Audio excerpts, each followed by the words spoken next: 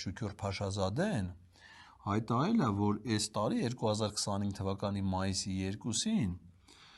Երևանի ու Էջմիածնի Ղազիաթեն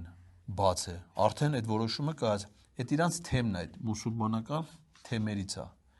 ու դա պիտի իրանց հոգևոր կենտրոնը է, թեմական կենտրոնը Ղազիաթը, գտնվի Էջմիածնում, սազմա, ասա, ճիշտն ասա, սազմա թե չի սազմ, սազմա չէ, հետ էլ մեր Ալաշուքյուր Փասման, ինչ ծրագրեր ունենք, ծրագրեր կազմողները ալխային, ծրագրերը վաղուց կազմել են, հիմա իրանց իրագործողա պետք, ծրագրերը կազմած է, Ադրբեջանը հատուկ ծառայություններ ունի, Թուրքիան հատուկ ծառայություններ ունի, գիտես նրանք